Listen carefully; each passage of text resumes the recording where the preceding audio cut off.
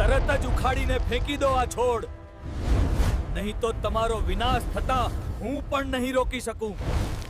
કોઈ કહે છે કે તે કર્મોનું ફળ હતું, તો કોઈ કહે છે કે તે નકારાત્મક શક્તિઓનો પડછાયો હતો. પણ ધનેશ્વર વૈશ્યના ઘરમાં, કે જે એક સમયે સોનાના સૂર્યની જેમ ચમકતું હતું, ત્યાં અચાનક અંધકાર છવાઈ ગયો.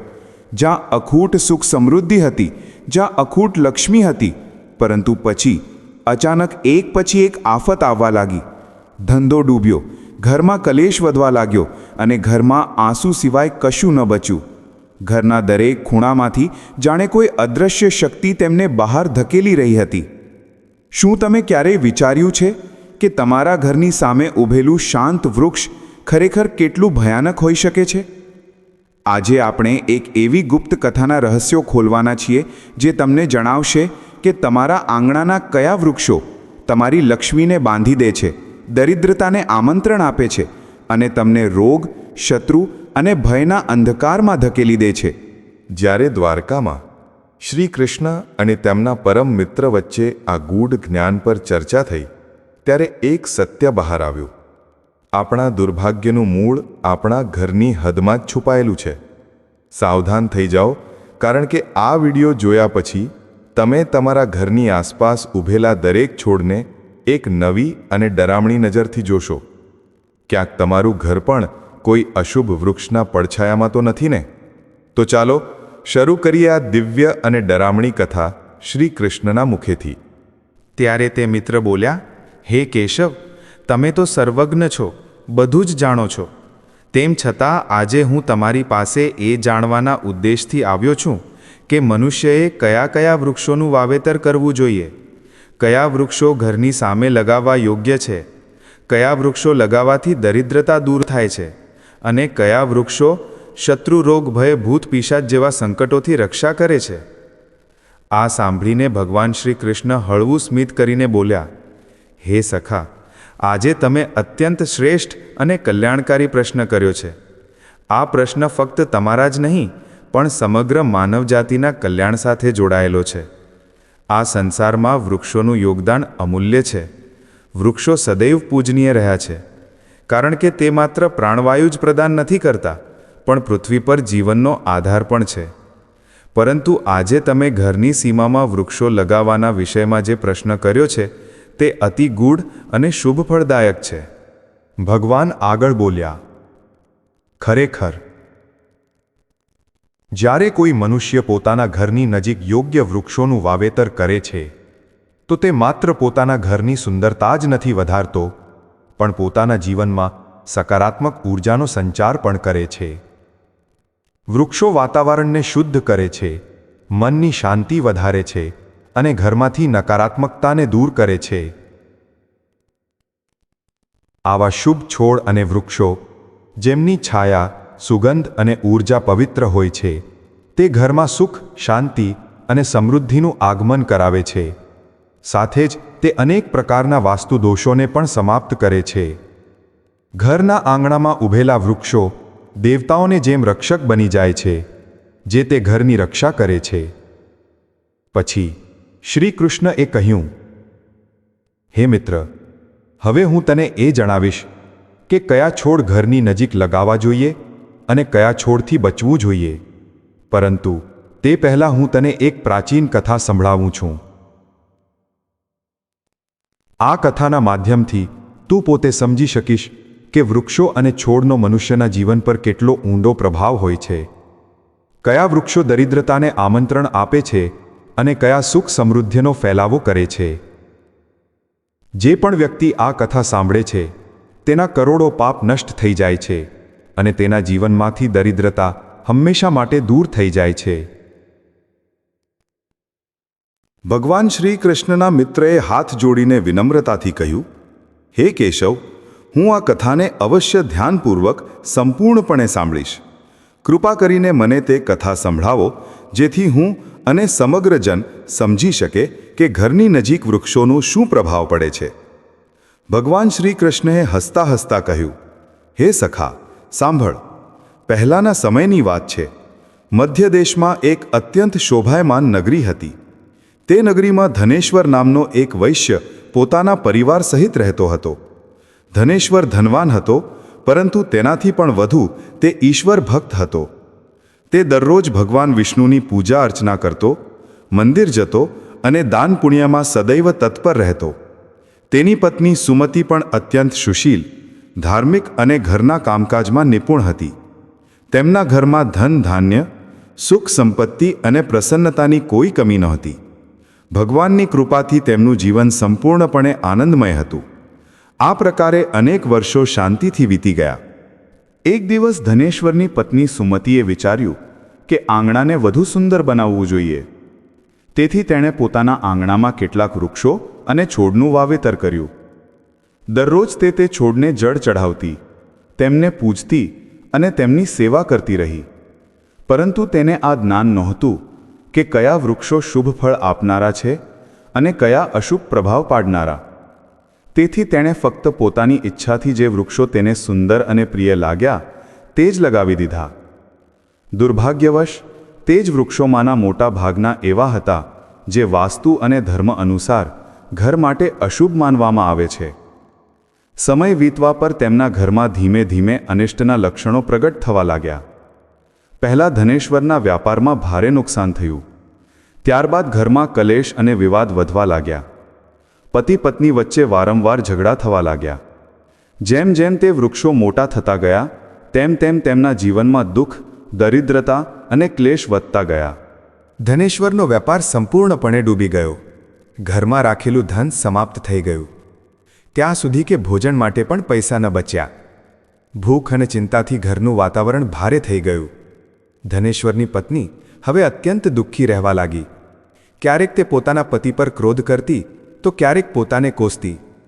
એક દિવસ તેણે ક્રોધિત થઈને કહ્યું, હે સ્વામી, હવે તો કંઈક કામ કરો, ક્યાંક જઈને કંઈક કમાણી લાવો.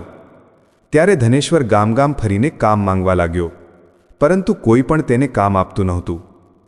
થાકીને તે ઘરે પાછો ફર્યો અને બોલ્યો, હે ભદ્રે, મને ક્યાંય પણ કોઈ કામ ન મળ્યું. હવે હું ક્યાં જાઉં? આ સાંભળીને સુમતિ વધુ વ્યથિત થઈ ગઈ. ધીમે ધીમે તેમણે ઘરના બધા દાગીના વેચી નાખ્યા. જે થોડું ઘણું અનાજ મળ્યું તેનાથી તેમણે થોડા દિવસ પેટ ભર્યું. પરંતુ હવે તેમની પાસે કંઈ પણ બચ્યું નહોતું. આ પ્રકારે ફક્ત અશુભ વૃક્ષોના વાવેતરના કારણે તે પરિવાર જે ક્યારે સમૃદ્ધિ અને આનંદનું પ્રતીક હતું, સંપૂર્ણપણે દરિદ્રતા અને દુઃખમાં ડૂબી ગયું. પરંતુ ધનેશ્વર અને સુમતિએ સમજી ન શક્યા કે તેમના દુર્ભાગ્યનું મૂળ કારણ તેમના જ આંગણામાં લગાવેલા તે અશુભ વૃક્ષો હતા. પછી એક દિવસની વાત છે, જ્યારે ધનેશ્વર અને સુમતિ અત્યંત દુઃખી અને નિર્ધન થઈ ચૂક્યા હતા. તે જ સમયે એક સાધુ મહાત્મા તેમના દ્વાર પર પધાર્યા. તે સાધુ મહારાજ તેજસ્વી મુખમંડળવાળા, શાંતિ અને કરુણાથી છલકતી એક દિવ્ય આભાથી યુક્ત હતા. તેમને જોઈને ધનેશ્વર તરત જ ઊભો થયો, બંને હાથ જોડીને નમ્રતાથી પ્રણામ કર્યો અને બોલ્યો, હે સાધુ મહારાજ, પધારો. આ ગરીબના ઘરમાં તમારું સ્વાગત છે. કૃપા કરીને જણાવો, હું તમારી કઈ પ્રકારે સેવા કરી શકું છું? સાધુ મહારાજે શાંત સ્વરે કહ્યું, હે મહોદય, હું ઘણા દિવસોથી તીર્થયાત્રા પર છું. સતત ભ્રમણ કરતાં કરતાં અત્યંત થાકી ગયો છું. તેથી વિશ્રામ માટે કોઈ સ્થાન શોધી રહ્યો હતો. જો તમને કોઈ વાંધો ન હોય તો મને તમારા ઘરમાં થોડો સમય રોકાવા દો.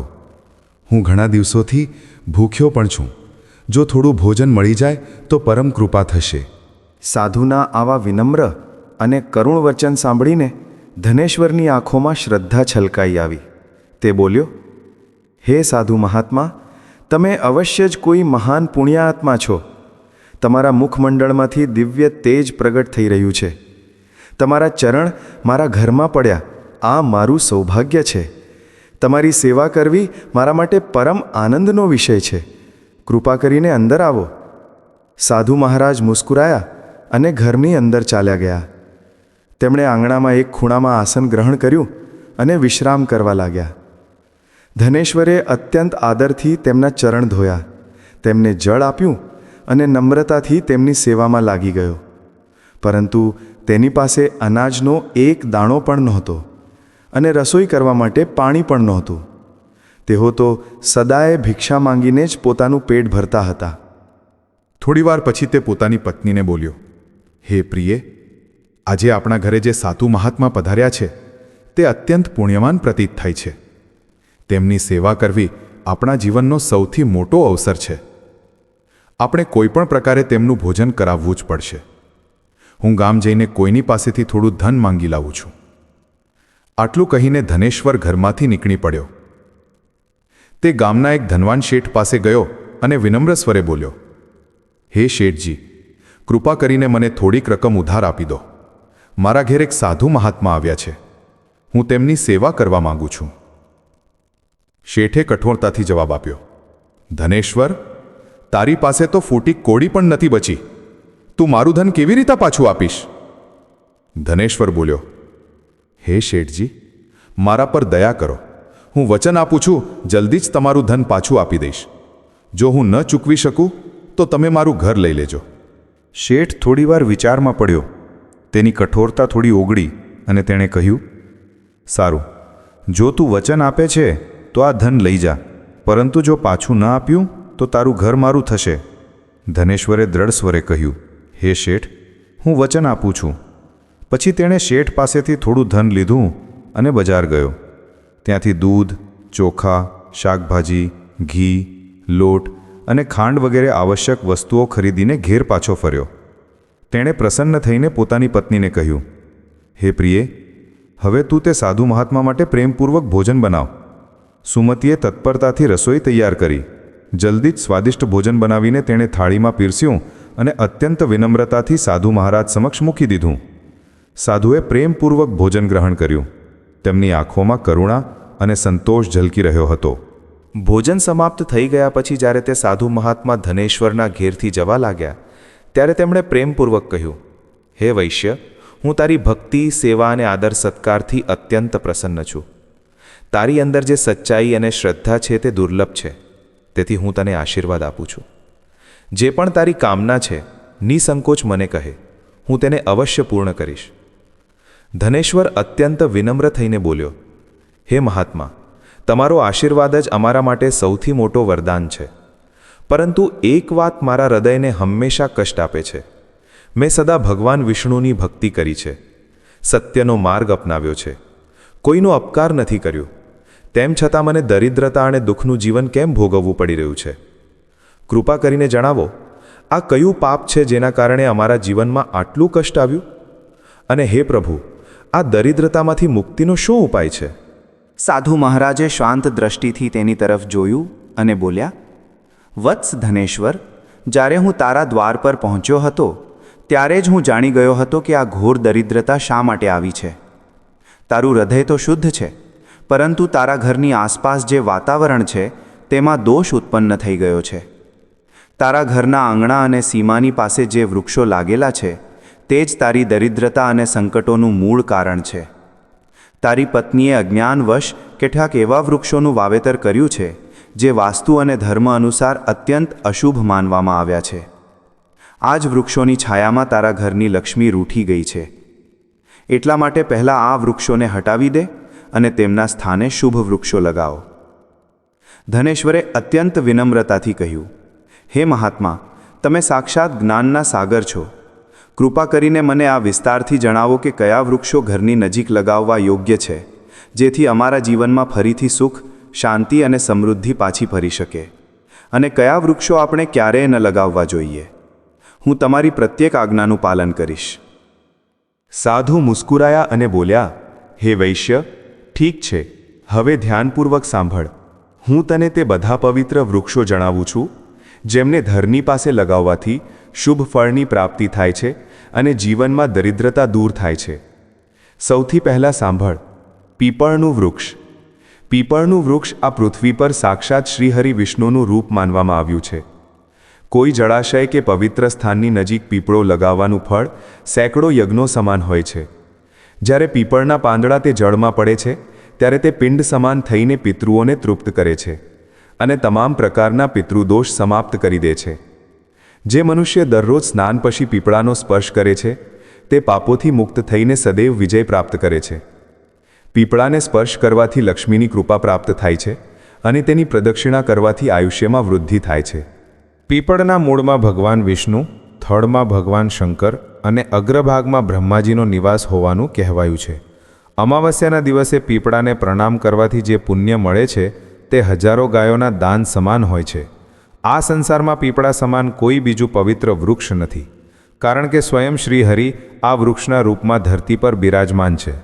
જે વ્યક્તિ પીપળાને કાપે છે અથવા તેની ડાળી તોડે છે તે મહાન પાપનો ભાગી થાય છે અને એક કલ્પ સુધી નરકમાં યાતના ભોગવે છે. એટલા માટે હે વૈશ્ય, પીપળાની સેવા કર, તેને જળ આપ અને ક્યારેય નુકસાન ન પહોંચાડ.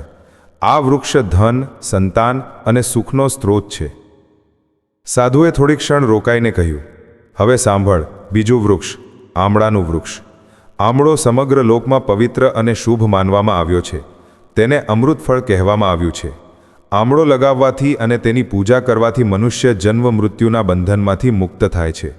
આ વૃક્ષ ભગવાન વિષ્ણુને અત્યંત પ્રિય છે. જે વ્યક્તિ દરરોજ આમળાનું સેવન કરે છે અથવા તેની છાયામાં બેસીને ધ્યાન કરે છે તેના બધા પાપ નષ્ટ થઈ જાય છે. આમળો ખાવાથી મનુષ્યનું આયુષ્ય વધે છે, તેનું શરીર પુષ્ટ અને રોગમુક્ત રહે છે. જે મનુષ્ય દરરોજ આમળાનું સેવન કરે છે તે દીર્ઘાયુ, તેજસ્વી અને બળવાન હોય છે. આમળાનો રસ પાણીમાં ભેળવીને પીવાથી તમામ પ્રકારના રોગોનો નાશ થાય છે. વિશેષ રૂપે આંખ, ત્વચા અને મનના વિકાર દૂર થાય છે. જો કોઈ વ્યક્તિ આમળાનું જળ સ્નાનમાં ભેળવીને સ્નાન કરે તો તેના જીવનમાંથી દરિદ્રતા, ક્લેશ અને દુર્ભાગ્ય દૂર થઈ જાય છે તથા તે તમામ પ્રકારના ઐશ્વર્ય અને સૌભાગ્યનો અધિકારી બને છે. જે ઘરમાં આમળો હંમેશા વિદ્યમાન રહે છે ત્યાં દૈત્ય, રાક્ષસ અને નકારાત્મક શક્તિઓ ક્યારેય પ્રવેશ કરતી નથી. એકાદશીના દિવસે જો આમળાના દર્શન કે સેવન કરવામાં આવે તો મનુષ્યને તે પુણ્ય પ્રાપ્ત થાય છે જે સમસ્ત તીર્થોના સ્નાનથી પણ વધુ હોય છે. પોતાના વાળમાં આમળાનો ઉપયોગ કરનારો મનુષ્ય દીર્ઘાયુ હોય છે અને તેને મૃત્યુ પછી ફરી આ નાશવંત લોકમાં જન્મ લેવો પડતો નથી. જે ઘરના દ્વાર કે આંગણા પાસે આમળાનું વૃક્ષ હોય છે ત્યાં સાક્ષાત શ્રી લક્ષ્મીનારાયણનો નિવાસ માનવામાં આવ્યો છે, કારણ કે તે સ્થાન પવિત્ર, સમૃદ્ધ અને શાંતિથી ભરેલું રહે છે. હવે સાંભળ, સાધુ આગળ બોલ્યા. ત્રીજું શુભ વૃક્ષ છે અશોકનું વૃક્ષ. તેના નામમાં જ શોકનો નાશ સમાયેલો છે. અશોક વૃક્ષમાં અપ્સરાઓનો નિવાસ કહેવાયો છે. આ વૃક્ષ શોક, નિરાશા અને દુઃખનો નાશ કરનારું છે. જે ઘરની પાસે અશોક વૃક્ષ હોય છે ત્યાં સદૈવ સુખ, શાંતિ અને સૌંદર્ય જળવાઈ રહે છે. આ વૃક્ષ મનને શીતળતા અને હૃદયને પ્રસન્નતા પ્રદાન કરે છે. દેવી લક્ષ્મીએ સ્વયં કહ્યું છે કે અશોકની નજીક નિવાસ કરવો તેમને અત્યંત પ્રિય છે, કારણ કે આ વૃક્ષ ઘરના વાતાવરણને પવિત્ર અને સૌભાગ્યવર્ધક બનાવે છે. જ્યારે દેવી સીતા માતાનું રાવણ દ્વારા લંકામાં અપહરણ કરવામાં આવ્યું ત્યારે તેમનો નિવાસ અશોક વાટિકામાં થયો હતો. અશોકના વૃક્ષોએ તે મુશ્કેલ સમયમાં માતા સીતાની છાયા, શાંતિ અને ધૈર્ય પ્રદાન કર્યું હતું. એટલા માટે માતા સીતાએ આ વૃક્ષને આ વરદાન આપ્યું કે જ્યાં પણ અશોકનું વૃક્ષ હશે ત્યાં મારા આશીર્વાદ અને દેવી લક્ષ્મીનો નિવાસ સદા રહેશે. એટલા માટે અશોકનું વૃક્ષ ઘરની નજીક લગાવવાથી ઘરમાં શાંતિ, સૌભાગ્ય અને પારિવારિક પ્રેમ જળવાઈ રહે છે. ચોથું વૃક્ષ છે પાકડનું વૃક્ષ. આ વૃક્ષ અત્યંત પુણ્યદાયી માનવામાં આવ્યું છે. જે મનુષ્ય પાકડનું વૃક્ષ લગાવે છે તે મહાયજ્ઞ સમાન પુણ્ય પ્રાપ્ત કરે છે. ખાસ કરીને કળિયુગમાં જ્યારે યજ્ઞ, તપ અને દાન કરવું કઠિન થઈ જશે ત્યારે ફક્ત એક પાકડનું વૃક્ષ લગાવવું જ સેંકડો યજ્ઞોનું ફળ આપનારું હશે. આ વૃક્ષની છાયામાં દેવતાઓ નિવાસ કરે છે અને તેનાથી પરિવારમાં સ્થિરતા, સન્માન અને સમૃદ્ધિ આવે છે. પાંચમું વૃક્ષ છે લીમડાનું વૃક્ષ. આ વૃક્ષ સૂર્યદેવને અત્યંત પ્રિય છે. જે વ્યક્તિ પોતાના ઘરની સામે કે આંગણામાં લીમડાનું વૃક્ષ લગાવે છે તે નાના પ્રકારના રોગોથી મુક્ત રહે છે. લીમડાની હવા અને પાંદડા વાયુ, જળ અને શરીરને શુદ્ધ કરે છે. આ વૃક્ષ દીર્ઘાયુ અને આરોગ્ય પ્રદાન કરનારું છે. મા લક્ષ્મીને લીમડાના પાન અત્યંત પ્રિય છે, તેથી તે એવા ઘરમાં નિવાસ કરે છે જ્યાં લીમડાનું વૃક્ષ હોય છે. લીમડા નીચે તુલસીનો છોડ લગાવવાથી તે સ્થાન દેવાલય સમાન પવિત્ર થઈ જાય છે. જે ઘરના દ્વાર પર લીમડાનું વૃક્ષ હોય છે ત્યાં ધન સંપત્તિનો અભાવ ક્યારેય રહેતો નથી. છઠ્ઠું વૃક્ષ છે જાંબુનું વૃક્ષ. જે વ્યક્તિ કન્યાની પ્રાપ્તિની કામના કરે છે તેણે જાંબુનું વૃક્ષ અવશ્ય લગાવવું જોઈએ. આ વૃક્ષ સૌભાગ્ય અને કુળવૃદ્ધિનું પ્રતીક છે. જે ઘરની નજીક જાંબુનું વૃક્ષ હોય છે તે ઘરમાં કન્યા જન્મ લે છે, જે કુળનું ગૌરવ વધારે છે અને ઘરમાં સૌભાગ્ય, પ્રેમ અને સુખનો વિસ્તાર કરે છે. 7મું વૃક્ષ છે બીલીપત્રનું વૃક્ષ. આ વૃક્ષ સ્વયં ભગવાન શંકરનું પ્રતીક છે. બીલીપત્રના 3 પાંદડા ત્રિદેવો બ્રહ્મા, વિષ્ણુ અને મહેશનું સ્વરૂપ માનવામાં આવ્યા છે. બીલીપત્રના વૃક્ષમાં ભગવાન શિવનો નિવાસ છે અને ગુલાબના છોડમાં દેવી પાર્વતીનો. તેથી જો કોઈ વ્યક્તિ બીલીપત્રના વૃક્ષ પાસે ગુલાબનો છોડ લગાવે છે તો તેને શિવ પાર્વતી બંનેના આશીર્વાદ પ્રાપ્ત થાય છે. આવા ઘરમાં ક્યારેય દુઃખ, દરિદ્રતા કે રોગનો નિવાસ થતો નથી. ત્યાં ન અકાળ મૃત્યુ થાય છે, ન કોઈ સ્ત્રી વિધવા બને છે. 8મું વૃક્ષ છે નાળિયેરનું ઝાડ. નાળિયેરનું ઝાડ અત્યંત શુભ અને પવિત્ર માનવામાં આવ્યું છે. તે દેવતાઓનું પ્રિય વૃક્ષ છે અને કોઈ પણ ધાર્મિક અનુષ્ઠાનમાં તેના વિના પૂજા પૂર્ણ માનવામાં આવતી નથી. ઘરના આંગણામાં નાળિયેરનું વૃક્ષ હોવાથી ઘરમાં સદા શુભતા અને ઉન્નતિ જળવાઈ રહે છે. આવું ઘર સમાજમાં સન્માન પ્રાપ્ત કરે છે. તેના સભ્યોની પ્રતિષ્ઠા વધે છે અને ત્યાં સદૈવ સૌભાગ્યનો વાસ હોય છે. કહેવાયું છે કે જે ઘરની નજીક નાળિયેરનું વૃક્ષ હોય છે ત્યાં દરિદ્રતા અને રોગ ટકતા નથી. નાળિયેરનું ફળ સ્વયં સત્ય અને પવિત્રતાનું પ્રતીક છે. સુંદર પત્નીની કામના કરનારો વ્યક્તિ જો પોતાના ઘરની પાસે અનારનું વૃક્ષ લગાવે તો તેને સુશીલ, ધર્મનિષ્ઠ અને સૌભાગ્યશાળીની પત્નીની પ્રાપ્તિ થાય છે. અનારનું વૃક્ષ વૈવાહિક સુખ અને સૌંદર્યનું પ્રતીક છે. તેના ફળ લાલ રત્નો સમાન માનવામાં આવે છે, જે પ્રેમ, સમૃદ્ધિ અને પારિવારિક સૌહાર્દનો સંકેત આપે છે.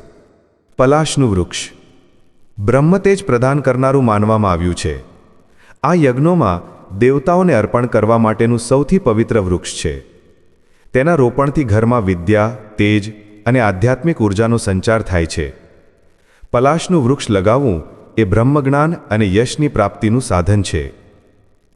વંશવૃદ્ધિ અને સંતાન પ્રાપ્તિની કામના કરનારા વ્યક્તિએ અંકોલનું વૃક્ષ લગાવવું જોઈએ. આ વૃક્ષ સંતાન સુખ આપનારું અને કુળવૃદ્ધિનું પ્રતીક છે. તેની છાયામાં સંતાનનું પાલન શુભ માનવામાં આવે છે. આ વૃક્ષથી કુળમાં નવી પેઢીઓનો વિકાસ થાય છે. જો કોઈ મનુષ્ય કોઈ ભયંકર બીમારીથી પીડિત હોય તો તેને ખેરનું વૃક્ષ અવશ્ય લગાવવું જોઈએ. આ વૃક્ષ રોગનાશક અને આરોગ્યદાયક હોય છે. તેની નજીક વાયુ શુદ્ધ રહે છે અને તેનાથી શરીરમાં બળ તથા રોગ પ્રતિકારક શક્તિ વધે છે. ખેરનું વૃક્ષ લગાવવાથી મોટા મોટા રોગોનો નાશ થાય છે અને દીર્ઘાયુ પ્રાપ્ત થાય છે. મોગરાના છોડમાં ગંધર્વોનો નિવાસ માનવામાં આવ્યો છે. આ છોડ સુગંધ, કલા અને સૌંદર્યનું પ્રતીક છે. જે વ્યક્તિ સંગીત, નૃત્ય, ચિત્રકલા કે કોઈ પણ કલાના ક્ષેત્ર સાથે જોડાયેલો છે તેણે આ છોડ પોતાના ઘરની પાસે અવશ્ય લગાવવો જોઈએ. તેનાથી કાર્યોમાં સફળતા અને પ્રસિદ્ધિ પ્રાપ્ત થાય છે. મોગરાની સુગંધ વાતાવરણને પવિત્ર અને આકર્ષક બનાવે છે. જો કોઈ મનુષ્યને ચોરો કે લૂંટારાઓનો ભય સતાવતો હોય તો તેણે વાંસનું વૃક્ષ પોતાના ઘરની પાસે લગાવવું જોઈએ. આ વૃક્ષ રક્ષક સમાન કાર્ય કરે છે, ચોરોને ભયભીત કરે છે અને ઘરની સુરક્ષા કરે છે. તેના રોપણથી શત્રુ દૂર રહે છે અને ઘરમાં સ્થિરતા બની રહે છે. ચંદન અને ફણસના વૃક્ષો બંને જ પુણ્ય અને લક્ષ્મી પ્રદાન કરનારા છે. ચંદનનું વૃક્ષ શાંતિ, ભક્તિ અને પવિત્રતાનું પ્રતીક છે, જ્યારે ફણસનું વૃક્ષ સમૃદ્ધિ અને સંતોષ પ્રદાન કરે છે. આ બંને વૃક્ષો ઘરમાં હોવાથી દુઃખ, દરિદ્રતા અને ભય સમાપ્ત થઈ જાય છે. ઘરની ઉત્તર દિશામાં જો પામ, તાડપામ કે કનક ચંપાના છોડ લગાવવામાં આવે તો ઘરમાં ધન, સંપત્તિ અને વૈભવની વૃદ્ધિ થાય છે. આ છોડ વાસ્તુ અનુસાર ધનના આગમનના પ્રતીક છે અને વ્યાપારમાં સફળતા લાવે છે. કેળનું વૃક્ષ અત્યંત શુભ માનવામાં આવ્યું છે. તેના પ્રત્યેક ભાગમાં દેવી દેવતાઓનો વાસ કહેવાયો છે. કેળના વૃક્ષમાં સ્વયં ભગવાન વિષ્ણુનો નિવાસ હોય છે. એટલા માટે પૂજા અર્ચનામાં તેનું વિશેષ સ્થાન છે. ઘરના આંગણા કે મંદિર પાસે કેળ લગાવવાથી ઘરમાં સુખ, સમૃદ્ધિ, આરોગ્ય અને ધનની ક્યારેય કમી રહેતી નથી. ગુરુવારના દિવસે કેળના વૃક્ષની પૂજા કરવાથી બૃહસ્પતિદેવ પ્રસન્ન થાય છે અને પરિવારમાં સ્થિર લક્ષ્મીનો નિવાસ થાય છે. પારિજાતનો છોડ પણ અત્યંત દિવ્ય અને પવિત્ર છે. તેની ઉત્પત્તિ સમુદ્ર મંથનના સમયે થઈ હતી અને તે જ સમુદ્ર મંથનમાંથી માં લક્ષ્મી પણ પ્રગટ થયા હતા. એટલા માટે પારિજાતનો સીધો સંબંધ લક્ષ્મીની કૃપા સાથે છે. જે વ્યક્તિ પોતાના ઘરના આંગણામાં પારિજાતનો છોડ લગાવે છે તેને માં લક્ષ્મીની વિશેષ કૃપા પ્રાપ્ત થાય છે. તેના ઘરમાં આનંદ, સૌભાગ્ય અને ચિરસ્થાયી શાંતિ બની રહે છે. પછી સાધુ મહારાજ ગંભીર થઈને બોલ્યા, કિંતુ હે વૈશ્ય, જેમ શુભ વૃક્ષો સુખ પ્રદાન કરે છે તેમ જ કેટલાક વૃક્ષો અશુભ ફળ આપનારા હોય છે. તેનાથી સદા દૂર રહેવું જોઈએ. મનુષ્યએ ક્યારેય પણ તાડ, ખજૂર કે પામનું વૃક્ષ પોતાના ઘરની પાસે ન લગાવવું જોઈએ. આ વૃક્ષ સંતાનનો નાશ કરનારું માનવામાં આવ્યું છે.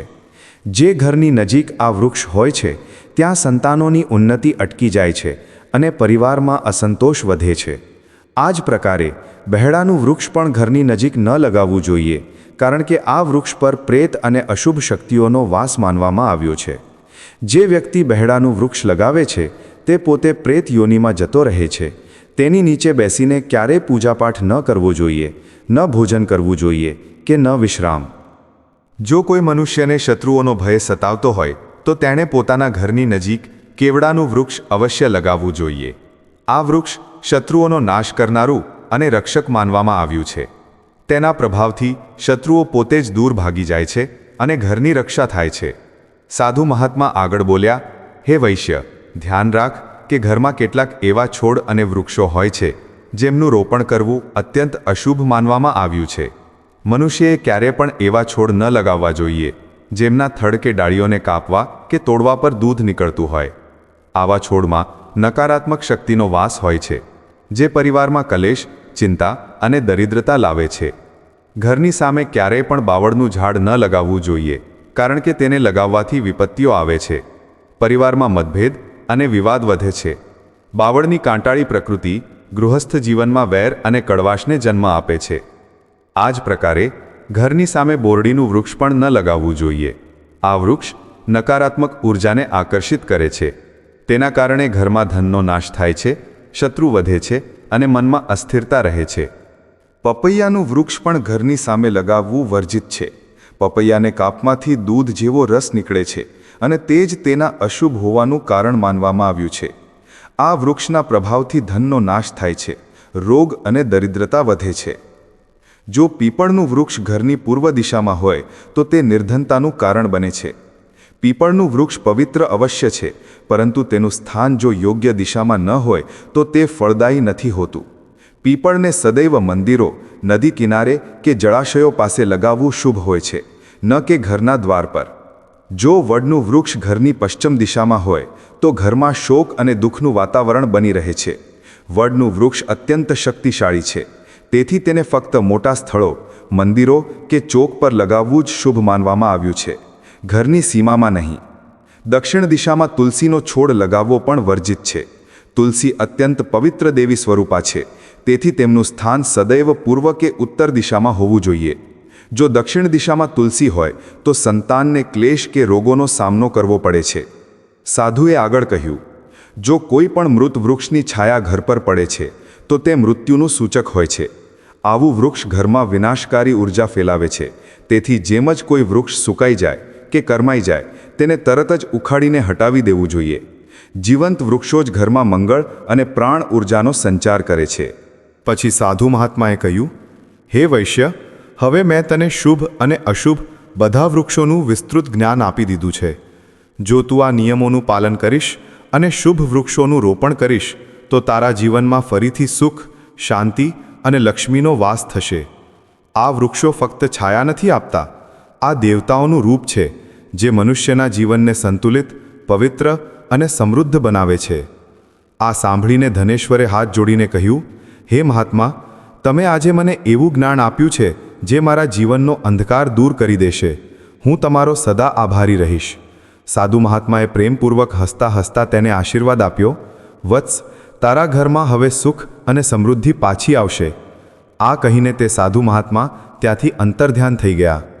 ધનેશ્વર અને તેની પત્ની સુમતીએ જ્યારે જોયું કે સાધુ અચાનક અદૃશ્ય થઈ ગયા તો તેમને સમજાઈ ગયું કે તે કોઈ સામાન્ય તપસ્વી નહોતા. તે સ્વયં ભગવાન વિષ્ણુ જ તેમના કલ્યાણ માટે આવ્યા હતા. બંને પતિ પત્નીની આંખોમાંથી આંસુ વહેવા લાગ્યા. તેઓ ભાવ વિભોર થઈને ભગવાન વિષ્ણુને પ્રણામ કરવા લાગ્યા. આ પછી ધનેશ્વરે સાધુ મહાત્માની આજ્ઞા અનુસાર પોતાના ઘરની નજીકના બધા અશુભ વૃક્ષોને હટાવ્યા અને શુભ વૃક્ષોનું રોપણ કર્યું. થોડા જ સમયમાં તેના ઘરમાં અનાજ, ધન અને વૈભવની વર્ષા થવા લાગી. વ્યાપાર ફરીથી ચાલવા લાગ્યો અને પરિવારમાં સુખ, પ્રેમ અને આનંદનું વાતાવરણ બની ગયું. ભગવાન શ્રીકૃષ્ણએ હસતા હસતા પોતાના મિત્રને કહ્યું, હે મિત્ર, આ પ્રકારે મેં તને શુભ અને અશુભ વૃક્ષોના વિષયમાં જણાવ્યું. જો મનુષ્ય આ નિયમોનું પાલન કરે તો તેના ઘરમાં સદૈવ લક્ષ્મી નિવાસ કરે છે અને જીવનમાં ક્યારેય દરિદ્રતા આવતી નથી. દર્શક મિત્રો, આ કથામાંથી આપણને એ પ્રેરણા મળે છે કે ઘરની આસપાસ શુભ વૃક્ષોનું રોપણ માત્ર સૌંદર્ય નથી વધારતું, પણ તે ઈશ્વરીય કૃપા, સ્વાસ્થ્ય અને સમૃદ્ધિ પણ પ્રદાન કરે છે. જો તમને આ કથા અને જાણકારી સારી લાગી હોય તો વિડીયોને લાઇક અને શેર જરૂરથી કરી દેજો અને અમારી ચેનલને સબસ્ક્રાઇબ પણ જરૂરથી કરી દેજો અને કોમેન્ટમાં જય શ્રી કૃષ્ણ જરૂરથી લખી દેજો.